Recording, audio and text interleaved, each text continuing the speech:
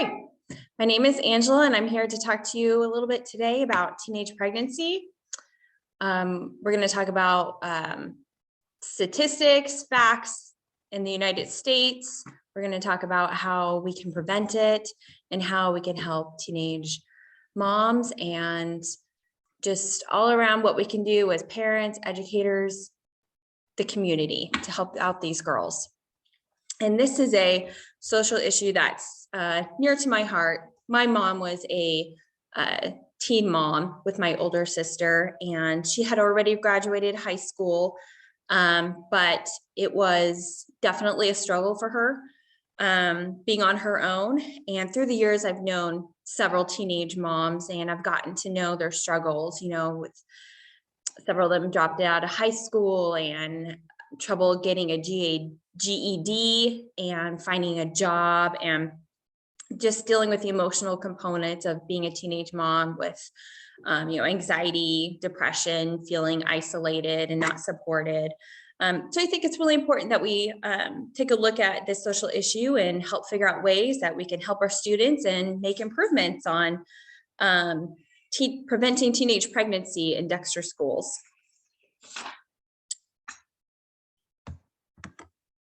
Okay. Did you know, sorry, I'm covering up the did you know, 3 in 10 teen girls will get pregnant at least once before the age of 20, and 11,000 teens give birth every day. That's nearly 750,000 teen pregnancies every year. About 25% of teen moms have had a second child within 24 months of their first baby. The United States has one of the highest teen pregnancy rates in the Western industrialized world. There are complex and multifactorial reasons for teen pregnancy, but here's just some of the major reasons I found. Inadequate sex education. I'll talk about this more later on. They typically come from low-income families, and I should add that typically with low-income families sometimes can come low education, and there's a definite correlation between teen pregnancy and poverty. Some reasons might be that they feel that because of their low socioeconomic status that there are fewer opportunities for them, so they aren't future focused, and so they're not really thinking about how their future will change when they become a teen parent. The next box actually ties into low income families as well. A limited access to health services. Often poverty-stricken families have fewer access to healthcare facilities, so sexually active teens aren't receiving information from their doctors about contraception. They're not receiving warnings about pregnancy or STDs, anything like that. Peer pressure. All my friends are doing it. Friends are having sexual experiences, so other teens feel like they need to keep up as well. And that peer pressure could also come from pressure from a boyfriend or a girlfriend to have sex. Family cycle of teenage pregnancies. Daughters of teenage mothers have an increased risk of becoming teenage mothers themselves. In fact, teen girls are 66% more likely to become pregnant if their mothers were teen moms. Sexual abuse or rape. There is a correlation between sexual abuse and teen pregnancy. It's estimated that 60% of teen girls' first pregnancy is a result of sexual abuse, and many are minorities. This is why it's so important for parents and teachers to be watching for any kind of warning signs of abuse and to alert authorities if there are any kind of concerns. Drug or alcohol abuse. There have been some research and some findings that drug use like smoking, marijuana, cocaine, or alcohol abuse, that they found that teenage boys using these substances are some of the least likely to use any kind of contraceptive method. And almost 60% of pregnant teens admitted to using illegal substances before and during their pregnancy, which is almost double the rate of non-pregnant teens.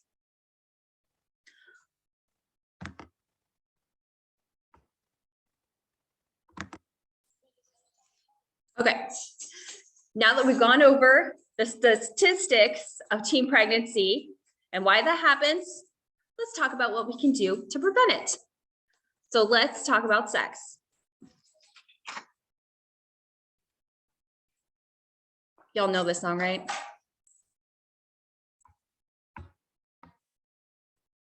All right, I'm not really gonna dance. I won't put you through that. But as you can read from the previous slide, lack of sex education is one of the leading causes of pregnancy. And did you know that only 38 states require sex education in schools? By 2002, 1/3 of teens had not received any formal instruction about contraception. More than 1 in 5 adolescents received abstinence education without receiving instruction about birth control in 2002. And there's currently no federal program dedicated to supporting comprehensive sex education that teaches young people about both abstinence and contraception. So considering that only 38 states require schools to have sex education, it's concerning. Even more so when only 8 include all the components of a comprehensive sex education. So it's important in our schools and as educators to ensure that we're meeting the students' needs. So when we don't have a comprehensive sex education program in place, we're setting up our students to be misinformed. If sex education isn't taught at our schools, where are they going to learn it from? Well, they're probably going to most likely learn, maybe talk about it with their peers, or maybe with their parents, or maybe a quick lesson in gym class. They're not going to get that crucial information they need.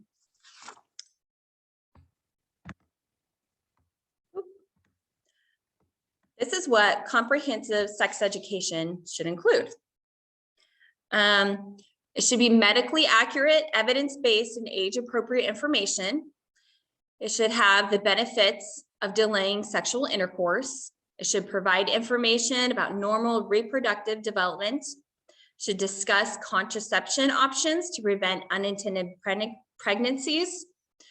It should also include barrier protection to prevent sexually transmitted infections or STDs.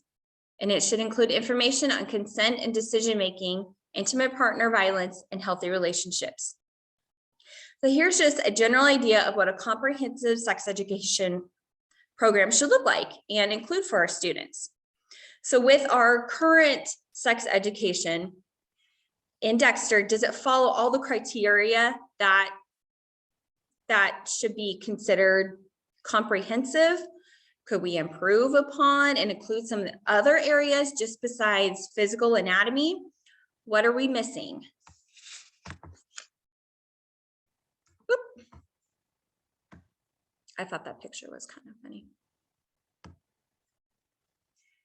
Okay, benefits of comprehensive sex education. It helps young people delay sexual intercourse, increases condom and contraceptive use, and reduces the number of partners. If a teenager decides to become sexually active, it decreases the likelihood of unprotected sex and pregnancies. Teens who receive comprehensive sex education were 60% less likely to report becoming pregnant or impregnating someone than teens with no sex education.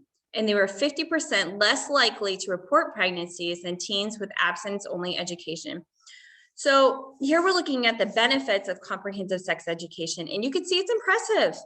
It absolutely reduces the chance of teenage pregnancy, which is our aim. This is why sex education is so important. When we give students the information they need, we give them the tools to make important decisions. When we introduce a thorough program with many different dynamics, not just the physical, but emotional and social areas, there are research-based improvements on lowering pregnancy rates in teens. And while we're talking about comprehensive sex education, I just want to throw in the abstinence-only program real quick. This program was built around the idea that teens should abstain from sex until marriage. which in turn prevents unwanted pregnancies and STDs. The problem is teens are having sex anyway. In fact, research shows that teens were just as likely to have sex before marriage as teens who didn't participate in the abstinence-only program. And they also had sex at the same age as their peers and had the same number of sexual partners as their peers, who again, did not participate in the program. So while I think abstinence only has its place in preventing pregnancies, it shouldn't be the only sex education provided in schools.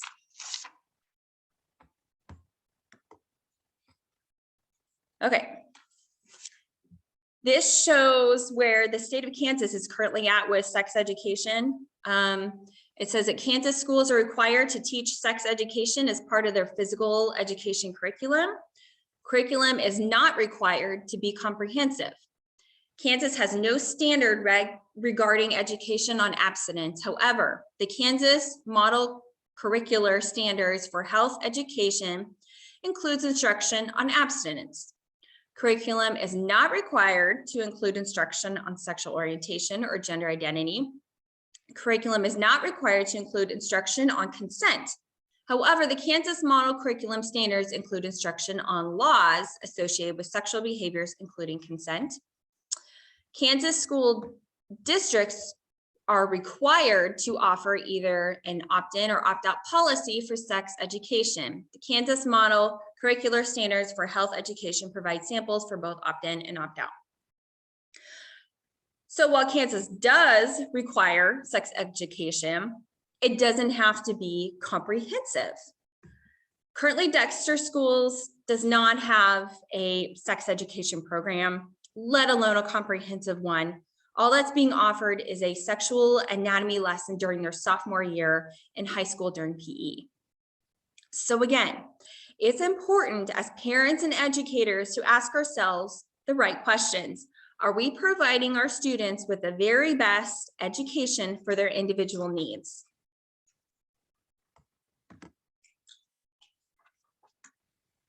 While we're working on expanding sex education in our school, let's see what other options are to show support for our teens. Community-based programs partnering with schools. I love this one. I did some research on some great evidence-based programs that are listed below: the Seattle Social Development Project, Teen Outreach Programs, Project AIM. Each program is unique, but they all have several things in common. It's about working together as educators, parents, students, and building that relationship. The programs have guided curriculum that teach students life building skills, community service, working towards growing a sense of confidence, and lessons on health and wellness and connecting with others. Sorry, they take place in school or outside of school. Sorry about that. Now, here are the benefits of a community-based program. Research has shown that community-based programs, when partnered with schools, decreased risky behavior. They improved academics. It helped teens show fewer symptoms of mental health disorders like anxiety or depression, or even suicidal thoughts. It showed lower pregnancy rates and prolonged sexual intercourse. So it is definitely obvious that these programs can help prevent pregnancy.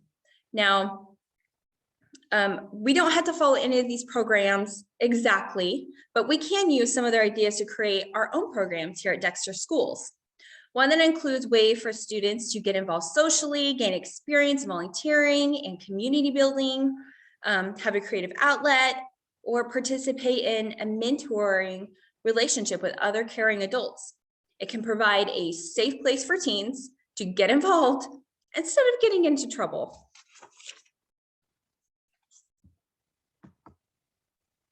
Another idea that we could implement into Dexter Schools is hiring a certified school social worker. Currently, Dexter Schools does not have a social worker on staff, but they are a vital asset to students as they not only help academic academically, but emotionally as well.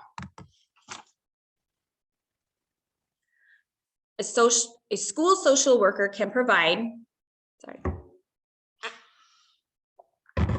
a bridge between student, parent, and student-teacher relationships, counseling and mentoring for emotional and social needs, academic support, provide opportunities for peer support groups and outreaches, collaborates with community to ensure students' needs are met, and help with student attendance consistency. So how does this help teenage pregnancies or eventually teenage parents?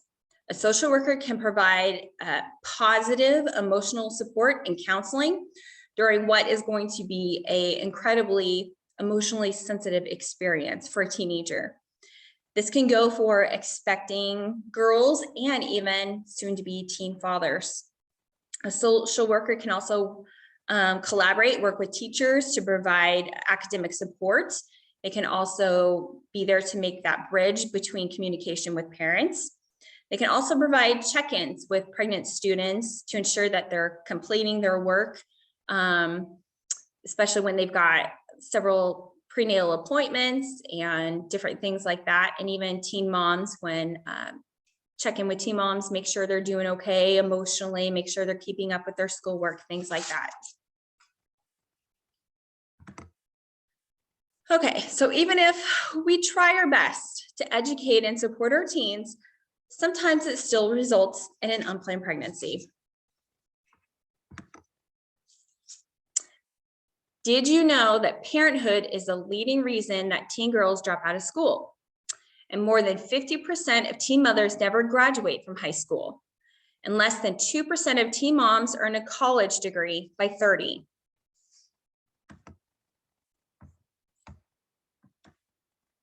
So what do we do now? We have a teen mom in our school. Let's check out to see what other schools are doing.